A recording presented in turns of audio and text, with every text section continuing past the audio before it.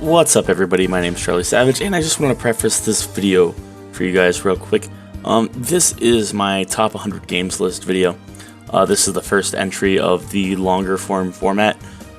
These are all made initially for YouTube Shorts and TikTok.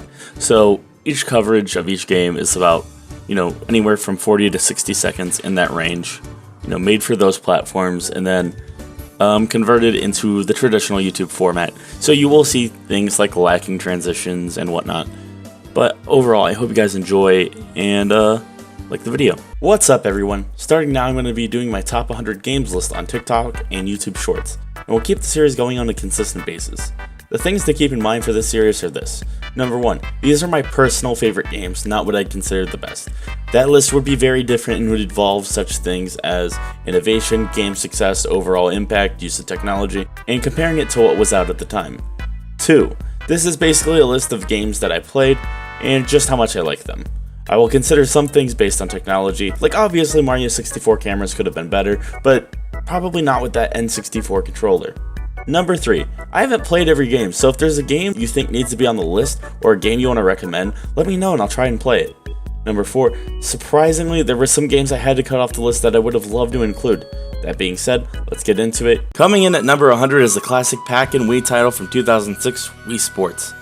Chances are, if you're watching this, you've played this game, especially if you can remember when the Wii was the hottest consumer product on the entire planet. If you don't remember what that was like back then, this game was one of the biggest reasons that anyone wanted to play the Wii. Motion control was new, exciting, got everyone from me at the age of 7 to grandparents all across the world to play baseball, bowling, boxing, golf, and tennis in their living rooms.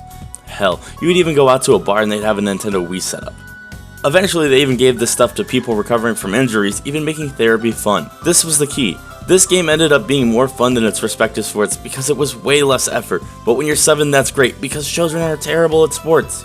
But in reality, what keeps this game entertaining is the Nintendo charm, seeing your customized Miis throughout the game, and the fun times you have with your friends.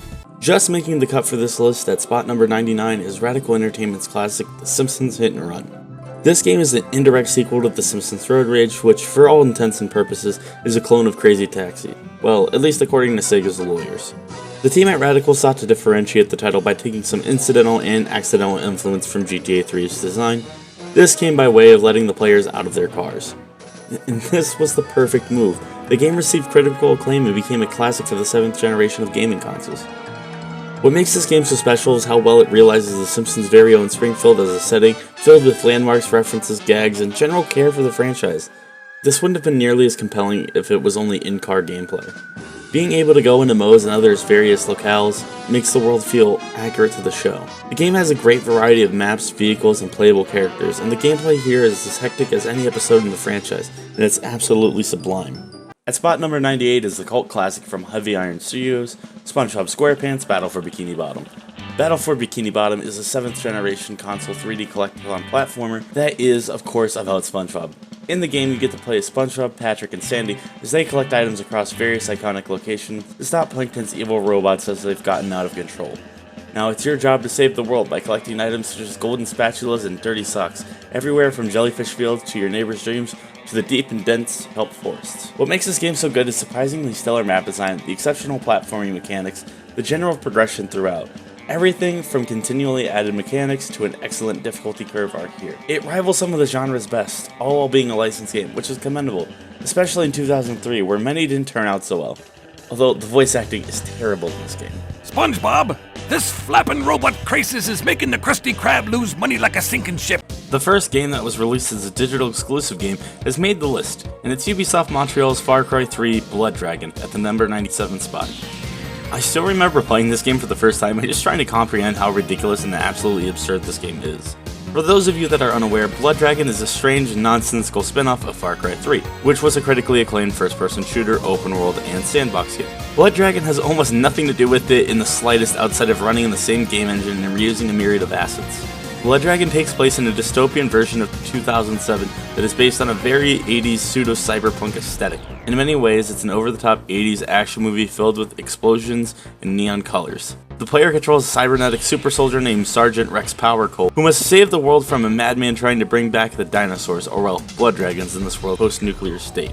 In short, get the girl, kill the bad guy, and save the world. Coming at the inverse of the comedic number is Pinocchio Games' Party Hard. Party Hard is a game about a serial killer who attends parties just to kill people. Why? Because he wants to have some peace and quiet. The story develops into a murder mystery between police investigators that were following the case.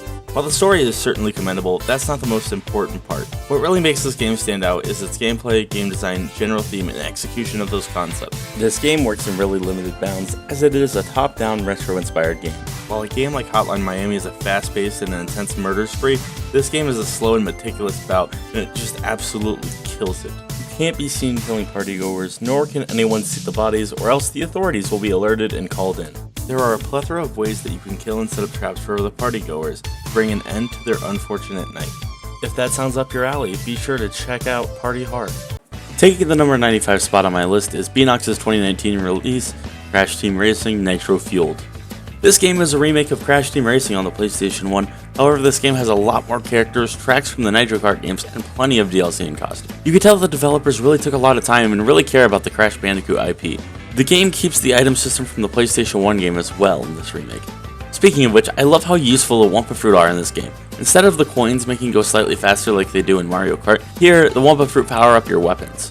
What was once a potion that makes someone spin out is now an entire nightmare sequence, slowing you down after you spin out. Additionally, the game has a fantastic boosting system and very tight controls. Overall, Crash Team Racing Nitro Kart is a fun and exciting kart racer with lots of charm. Taking the number 94 spot on my list is Techland's 2013 release, Call of War as Gunslinger. Call of War as Gunslinger is an arcade-inspired first-person shooter that takes place in the Old West. The story starts out at the end of the Old West in 1910 in Abilene, Kansas, where a man says he'll tell you tales of the Old West in exchange for some drinks. While these tales may seem ridiculous, the characters pointed out, it's fantastic. Additionally, that all plays into the spectacular narrative and surprising conclusion of the game. The game tells tales of legendary gunslingers like Billy the Kid, Jesse James, Butch Cassidy, and the Sunset Kid. When it comes to gameplay, this is one of the best first-person shooters I've ever played. The controls are nice and tight. The game has a comic book-inspired cel-shaded art style. The voice acting and story are impeccable. My biggest gripe with the game is that it's short and the duels are a little difficult, especially near the end on consoles. But if you're looking for a fun and short first-person shooter experience that is replayable, be sure to check out Call of War as Gunslinger.